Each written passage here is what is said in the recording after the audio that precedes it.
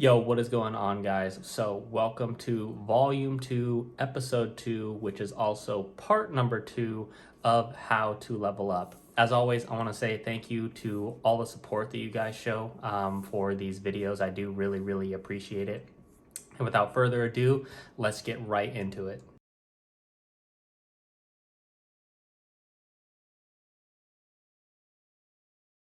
So unlike the first episode where I discussed all the variables outside of the gym that matter in terms of how to level up and how that list was all listed as number one, for the training side of things of how to level up, that list does have a certain order. So I'm going to go through that order one by one, at least in my opinion anyways, and explain my thought process of how I believe these things should go. So the number one thing to level up your training is going to be understanding exercise selection.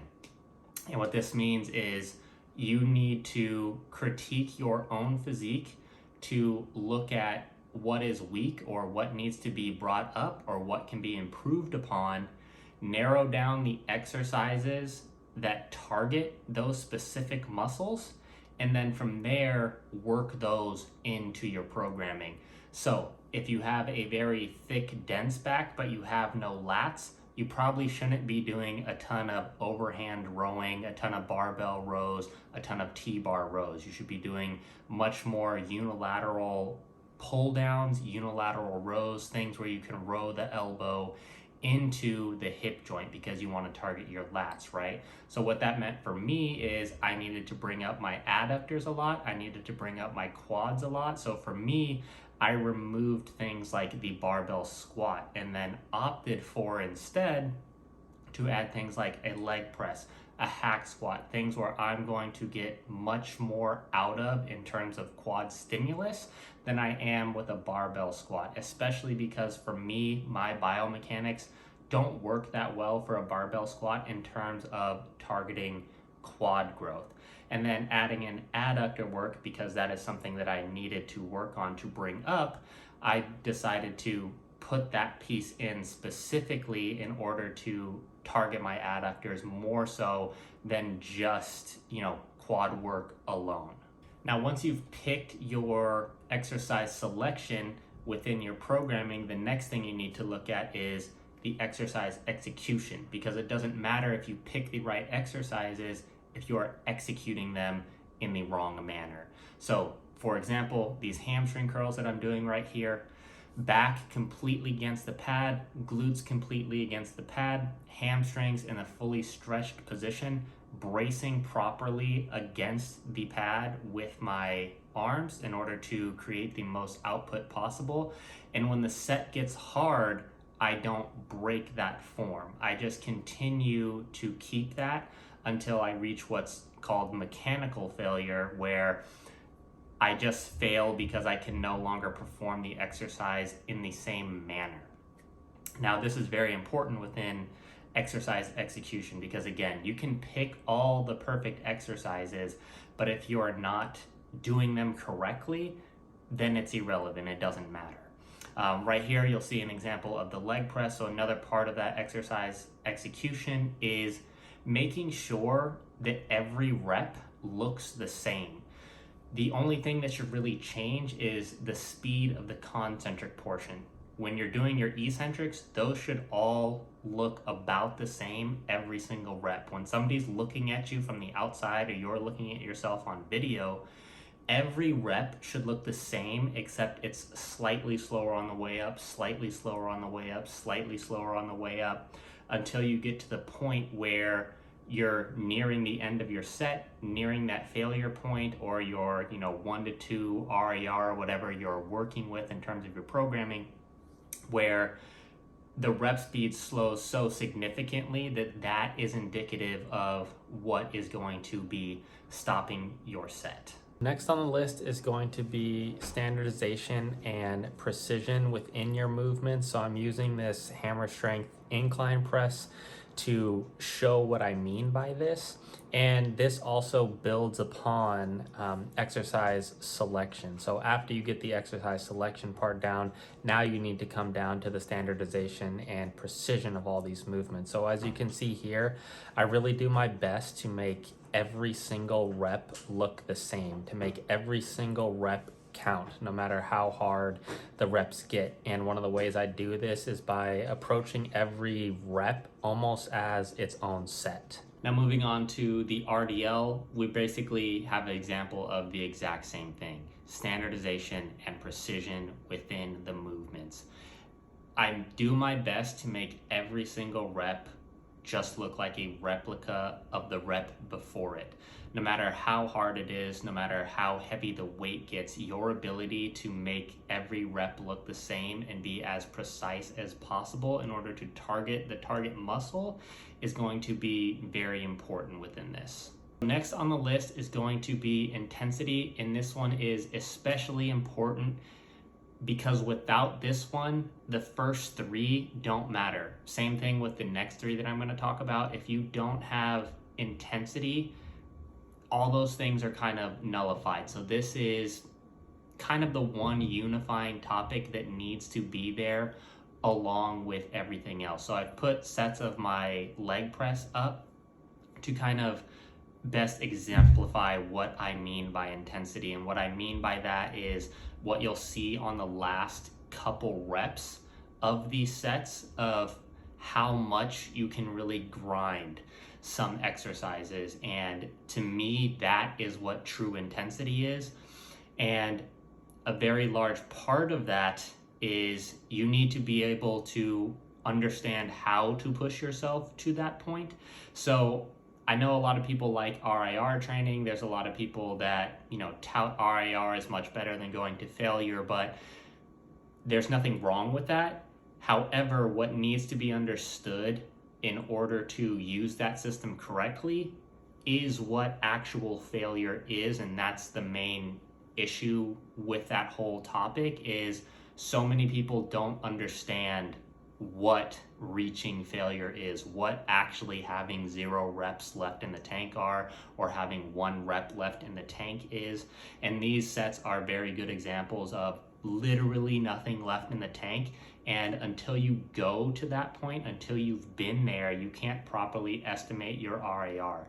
So having these sets, getting to these places, utilizing true all-out intensity is very, very important within this whole topic of how to level up your training. If the intensity is not there, the training is not going to level up. Next on the list is going to be understanding volume.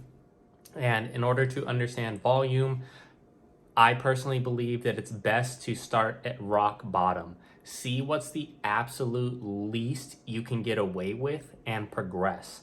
So if you can just do 2 sets of an exercise and progress on that, that is all you need. You're not going to get more from having 3 or 4 or 5. Okay, so find out what your minimum volume requirement to grow is. From there, milk that as much as you can. And then after that, slowly titrate your volume up. So say you have back, right? 7 sets within a week makes you grow. Milk that for as long as you can through progressions in reps and progressions in weight in the weight room. Then when that stops progressing, add in another set. Take it to 8 sets. Do the same thing over again. Take it to 9 sets. And just keep repeating that process over and over until you get to like a maximum volume threshold. And then you can dial things back and kind of work your way back up again, just increasing the weights and things like that. So understanding how much volume you can handle is a key within leveling up your program.